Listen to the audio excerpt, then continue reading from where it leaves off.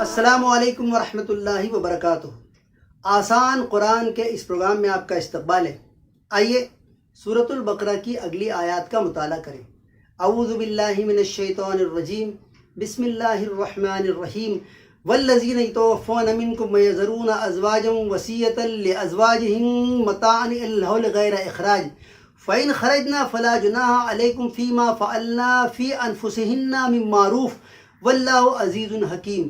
وَلِلْمُطَلَّقَاتِ مَتَاعًا بِالْمَعْرُوفِ حَقًّا عَلَى الْمُتَّقِينَ كَذَلِكَ يُبَيِّنُ اللَّهُ لَكُمْ آيَاتِهِ لَعَلَّكُمْ تَعْقِلُونَ۔ صدق اللہ العظیم۔ رب اشرح لي صدری ویسر لي امری واحلل عقدۃ من لسانی یفقہوا قولی۔ ناظرین کرام، یہ سورۃ البقرہ کی آیت نمبر 240، 241 اور 242 ہے، جس کی میں نے آپ کے سامنے تلاوت کی۔ آئیے اس کا ترجمہ سنیں۔ اللہ تعالیٰ فرماتا ہے والذین یتوفون منکم، تم میں سے جو لوگ وفات پا جائیں، جن کا انتقال ہو جائے، وَيَذَرُونَ أَزْوَاجًا، اور چھوڑ جائے بیویاں، وَيَذَرُونَ أَزْوَاجًا وَصِيَّةً لِأَزْوَاجِهِمْ، وہ وصیت کرے اپنی بیویوں کے لیے، متاعًا إِلَى الْحَوْلِ غیر اخراج، سامان 1 سال کا نہیں وہ نکالی جائیں، متاعًا بالمعروف۔ والذین یتوفون منکم ویذرون ازواجا وصیۃ لازواجہم متاعا الی الحول غیر اخراج فإن خرجنا فلا جناح علیکم فیما فعلنا فی انفسہن من معروف، پھر اگر وہ خود سے نکل جائیں، فإن خرجنا فلا جناح علیکم، تو نہیں تم پر کوئی گناہ، فلا جناح علیکم، فإن خرجنا فلا جناح علیکم فی انفسہم من معروف، پھر وہ اپنے بارے میں بھلے طریقے سے کوئی فیصلہ کرے تو اس پر تم پر کوئی گناہ نہیں۔ واللہ عزیز حکیم، اور اللہ تعالیٰ زبردست ہے اور حکمت والا ہے۔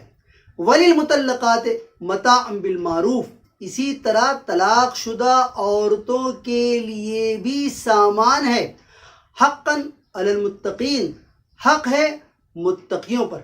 کذالک یبین اللہ لکم، اسی طرح واضح کرتا ہے، کھول کھول کر بیان کرتا ہے اللہ تعالیٰ تمہارے لیے آیات ہی، اپنی آیتیں، اپنی نشانیاں، لعلکم تعقلون، تاکہ تم سمجھو، تاکہ تم عقل کا استعمال کرو۔ دیکھیے، ان 3 آیتوں میں اللہ تبارک و تعالیٰ نے بیوہ اور مطلقہ کے لیے کیا حکم ہے اس کو اللہ تعالیٰ نے بتایا۔ دیکھیے، سورہ بقرہ میں تقریباً 3 سے 3.5 رکوع اللہ تعالیٰ نے خاندانی زندگی کو، خاندانی نظام کو مضبوط کرنے کے لیے آیتیں نازل کی ہے۔ میری معلومات کے مطابق معاملات کے معاملے میں 2 ہی معاملے میں اللہ تبارک و تعالیٰ نے اتنا زیادہ جو ہے وہ حکم دیا ہے۔ ایک تو خاندانی نظام، جس کا ذکر یہاں کیا گیا ہے، جس کا ذکر جو ہے وہ سورہ نساء میں ہے، اور جس کا ذکر جو ہے وہ طلاق میں ہے، سورہ طلاق میں۔ اور دوسرا یہ انفاق کے بارے میں، تیسرا پارہ شروع ہوگا، تیسرے پارے کے دوسرے صفحے سے اللہ تعالیٰ نے انفاق کے بارے میں چھوٹی چھوٹی باتیں، کہ انفاق جو ہے وہ کیا ہے، انفاق کیوں کرنا چاہیے، انفاق میں کس طرح کی احتیاط ہو، انفاق پر کس طرح سے اللہ تعالیٰ نے لوگوں کو ابھارا ہے، اس میں بھی تقریباً 3 رکوع، 3 سے 3.5 رکوع اللہ تعالیٰ نے بتایا۔ اور پھر اللہ تعالیٰ نے وہیں بس نہیں کیا، بلکہ قرآن مجید میں جگہ جگہ پر اللہ تعالیٰ نے انفاق کے بارے میں آیتیں نازل کی ہیں۔ تو میری معلومات کے مطابق ان 2 طرح کے معاملات میں انسان جو ہے وہ غلطی کرتا ہے، انسان جو ہے وہ راہ مستقیم سے، صراط مستقیم سے جو ہے وہ ہٹ جاتا ہے۔ تو اللہ تبارک و تعالیٰ نے اس کے لیے واضح جو ہے وہ آیتیں، واضح نشانیاں جو ہے وہ قرآن مجید کی ان آیات میں اتاری ہیں۔ آئیے اس کی ہلکی سی تشریح سنیں۔ اللہ تعالیٰ فرماتا ہے والذین یتوفون منکم ویذرون ازواجا وصیۃ لازواجہم متاعا الی الحول غیر اخراج، اور جو لوگ تم میں سے وفات پا جائے، جن کا انتقال ہو جائے اور وہ بیویاں چھوڑ جائیں۔ اب ظاہر سی بات ہے کہ عورتیں کس پر منحصر ہوتی ہیں، کس پر ڈیپینڈ ہوتی ہیں؟ عورتیں جو ہے جب تک شادی نہیں ہوتی ہے تب تک وہ اپنے گھر والوں پر، یعنی ماں باپ پر ڈیپینڈ ہوتی ہیں۔ جب ان کی شادی ہو جاتی ہے تو وہ اپنے شوہروں پر جو ہے وہ ڈیپینڈ ہوتی ہیں۔ اب وہ عورتیں جو بیوہ ہو جائیں تو اب ان کا جو ہے وہ نان نفقہ کون اٹھائے گا؟ اب اتنی جلدی تو ان کی شادی ہو نہیں سکتی. تو اللہ تعالیٰ فرماتا ہے کہ جو لوگ وفات پا جائے تم میں سے اور وہ بیویاں چھوڑ جائیں تو وہ اپنی بیویوں کے لیے وصیت کریں. وصیت کا مطلب خالی وصیت نہیں، بلکہ وصیت کا مطلب ہوتا ہے حکم دیں، تاکید کریں کہ ان کو گھروں سے نکالا نہ جائے 1 سال تک. یعنی ان کو سیٹل ہونے میں، چونکہ شوہر کا انتقال ہو گیا ہے اور شوہر کے انتقال کے بعد وہ نفسیاتی طور پر، مالی طور پر کمزور ہو گئی ہیں، متاثر ہو گئی ہیں، اس لیے 1 سال تک ان کو جو ہے وہ گھر سے نہ نکالا جائے. پھر اس کے بعد اللہ تعالیٰ فرماتا ہے کہ ان کو سامان بھی دیا جائے اور گھر سے نکالا بھی نہ جائے. پھر اللہ تعالیٰ فرماتا ہے فَإِنْ خَرَجْنَا، پھر اگر وہ خود سے نکل جائیں. اب کچھ عورتیں ایسی ہوتی ہیں جو مضبوط ہوتی ہیں، جو مالی طور پر بھی مضبوط ہوتی ہیں، تو یہ عورتوں پر جو ہے وہ پابندی نہیں لگا دی گئی کہ تم نکلو گے ہی نہیں، بلکہ اللہ تعالیٰ فرماتا ہے پھر اگر وہ خود سے نکل جائیں اور اپنے بارے میں کوئی معروف طریقے پر فیصلہ کریں تو اس میں جو ہے وہ تم پر کوئی گناہ نہیں، تم پر کوئی گرفت نہیں. چونکہ وہ ایک پختہ عورت ہو گئی ہیں، وہ خود جو ہے وہ ڈیسیجن لے سکتی ہیں، اپنا اچھا برا جو ہے وہ خود سمجھتی ہیں، اس لیے تم پر کوئی گناہ نہیں. اگر وہ بھلے طریقے سے کوئی فیصلہ کرتی ہیں تو اس فیصلے کا، اس معاملے کا میں اگر کچھ اونچ نیچ ہوتا ہے تو اس پر تم پر کوئی گرفت نہیں. فلا جناح علیکم فیما فعلنا فی انفسہن من معروف واللہ عزیز حکیم. اللہ تعالیٰ زبردست ہے اور حکمت والا ہے. تم اپنے آپ کو زبردست مت سمجھو، تم اپنے آپ کو غالب مت سمجھو کہ نہیں اور بیوہ عورتوں پر جو ہے وہ ہم اپنا حکم چلائیں گے، ہم جو چاہیں گے وہ کریں گے. نہیں، بلکہ یہ جان لو کہ اللہ تعالیٰ زبردست ہے اور اس کے ہر فیصلے میں حکمت، دانائی اور وزڈم جو ہے وہ چھپا ہوا ہے. اس کے بعد اللہ تعالیٰ فرماتا ہے وَلِلْمُطَلَّقَاتِ مَتَاعًا بِالْمَعْرُوفِ، اور اسی طرح طلاق شدہ عورتوں کے لیے بھی سامان ہے بھلے طریقے پر.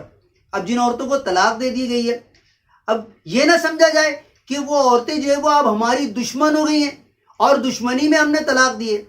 عام طور سے ہمارے یہاں یہی غلط فہمی ہوتی ہے کہ طلاق جو ہے وہ جھگڑے کے وقت میں دی جاتی ہے. طلاق جو ہے وہ ناپسندیدگی کی جب انتہا ہو جاتی ہے تب طلاق دی جاتی ہے، اور پھر اس طلاق کے بعد جو ہے وہ دشمنی ہوتی ہے. نہ صرف یہ کہ اس عورت سے دشمنی ہو جاتی ہے بلکہ وہ 2 خاندانوں کے درمیان بھی دشمنی ہو جاتی ہے، جبکہ ایسا معاملہ نہیں ہے، نہیں ہونا چاہیے. اللہ تعالیٰ فرماتا ہے کہ متعلقہ عورتیں بھی اس بات کی جو ہے وہ مستحق ہیں کہ ان کو جو ہے وہ سامان دیے جائے بھلے طریقے پر، احسان جتا کر کے نہیں دیا جائے. پھر اللہ تعالیٰ فرماتا ہے حقاً علی المتقین، یہ حق ہے، یہ لازم ہے کن لوگوں پر؟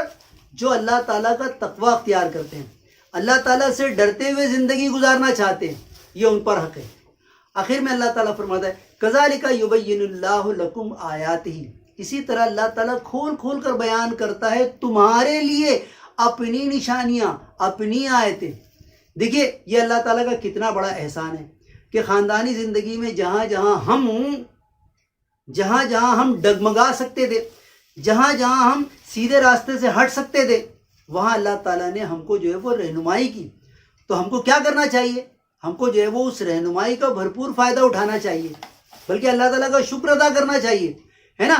قرآن مجید کے بارے میں اللہ تعالیٰ نے سورہ یونس میں کیا فرمایا کہ اس کے نزول پر تو لوگوں کو خوشیاں منانی چاہیے، یہ ان سب چیزوں سے بہتر ہے جس کو لوگ جمع کر رہے ہیں. تو اللہ تعالیٰ فرماتا ہے اسی طرح اللہ تعالیٰ کھول کھول کر بیان کرتا ہے اپنی نشانیاں. کس لیے؟ لعلکم تعقلون، تاکہ تم سمجھو. لیکن ہمارا معاملہ کیا ہے؟ ہم سمجھنے کا تو کام کرتے ہی نہیں، خالی پڑھتے ہیں. ابھی رمضان کا مہینہ آئے گا، قرآن مجید کے ختم ہونے پر جو ہے وہ دوڑ لگے گی، تم نے کتنا قرآن مجید ختم کیا، تم نے کتنا قرآن مجید ختم کیا. سمجھنے کا تعلق جو ہے وہ ختم سرے سے ہی نہیں رہتا. جبکہ قرآن مجید آیا ہی اس لیے کہ اس کو جو ہے وہ پڑھا جائے، سمجھا جائے. ہم جانتے ہیں کہ پڑھنا کہتے ہی ہیں اس کو کہ عبارت پر جو ہے وہ نظر پھیرنا، اس کے مطلب کو سمجھنا اور اس میں جو لکھا ہوا ہے اس پر عمل کرنا. یہ 3 کام جب ہوگا تب ہی جو ہے وہ پڑھنے کا عمل پورا ہوتا ہے. قرآن مجید کی دوسری جگہ پر سورہ یوسف میں اللہ تعالیٰ نے فرمایا انا قرآنا عربیل انا انزلناہ قرآنا عربیل لعلکم تعقلون، بے شک ہم نے اس قرآن کو عربی میں نازل کیا تاکہ تم سمجھو۔ تو اللہ تعالیٰ نے یہ ہدایات کس لیے دی ہیں؟ محفوظ رکھنے کے لیے نہیں، تعظیم کرنے کے لیے نہیں، گھر میں سب سے اونچے مقام پر رکھنے کے لیے نہیں، بلکہ ان ہدایات کو سب سے اونچے مقام پر رکھا جائے، ان ہدایات کو مقدس ہدایت سمجھا جائے اور اس پر عمل کیا جائے۔ اللہ تعالیٰ سے دعا ہے کہ اللہ تعالیٰ ہمیں ان آیات کو سمجھنے اور اس پر عمل کرنے کی توفیق عطا فرمائے، آمین۔ ربنا تقبل منا انک انت السمیع العلیم وتب علینا انک انت التواب الرحیم وآخر دعوانا ان الحمد للہ رب العالمین۔ السلام علیکم ورحمۃ اللہ وبرکاتہ۔